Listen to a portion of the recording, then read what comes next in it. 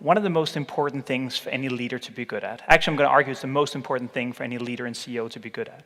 The UK billionaire John Caldwell once said that if I'm lucky, I only get recruiting wrong 70% of the time. If you hire the right people, your job is actually really, really easy.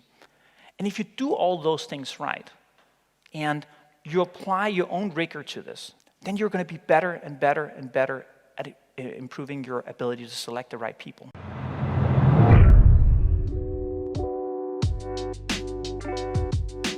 The best thing you can do is actually to take the person and have them work at the particular job for a couple of days. And you'll be surprised that I've found CTOs, CPOs, CFOs, and CEOs come to our office and actually conduct the job for everything between 1 day to a week, no matter how senior they are. That's the best way for them to get a feel for the company, and the best way for you to get a feel for the company. When you hire someone, keep your notes. Write down your notes, keep them, and then look at them 3 to 6 months later and say, was I right or was I wrong?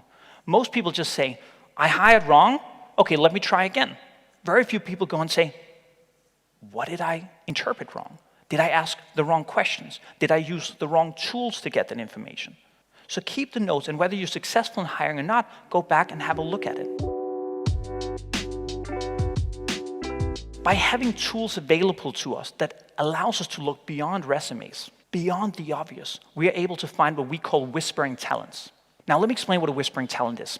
First of all, you have the shouting talent. A shouting talent, to give you an example, is somebody who went to Warwick University.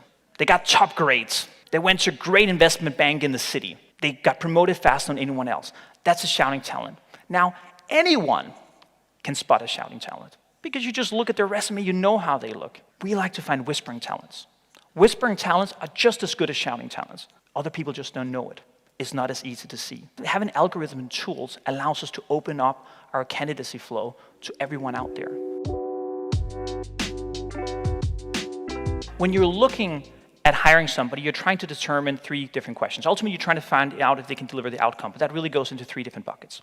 It's, will the person be able to do the job? Will they be successful? Will they deliver the outcome that you want them to deliver? Number 1. It's very important. The second thing is, will they fit your culture? Will they be able to fit in the culture you've created?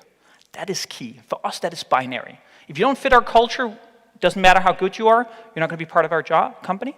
But if you do fit our culture, then you're able to deliver the outcome, then it comes down to you. Do we fit your life? And it's important that you fit the candidate's life as well. Are you going to be part of their lives for a long time or a short time? Do you fit into their family situation, what they want, and what they want for their career? If you want to go through an interviewing process very structurally, we find that there are 3 things that you have to be good at. The first thing is you have to be able to identify the correct needs. That is, you have to find out what is it that you have to be good at in this particular position to be successful. Now, need identification is where most people go wrong. If I had to say from this entire talk, what is the number 1 thing you should improve on? It's identifying the correct needs for the particular position. And be careful, like I said earlier, that you don't try to say the person should be good at everything. The second thing is you want to have the right questions and the right tools to be able to figure out the data for those needs. Is the person able to answer? How do you answer the questions if the person fits those particular needs that you have for a role? Now, a need could be you want somebody who's good at building relationships, for example. Then the question becomes, what questions, what tools can I use to figure that out? By the way, it could be cases and other things. And then you want to have the right interpretation of the information. Somebody comes to the door and tells you, look, here's a candidate. The candidate got top grades at work, but they never were part of arranging a TED conference or anything like that. Does that person have drive or does that person not have drive is an interpretation question. And interpreting that correctly becomes very important, and oftentimes where people go wrong.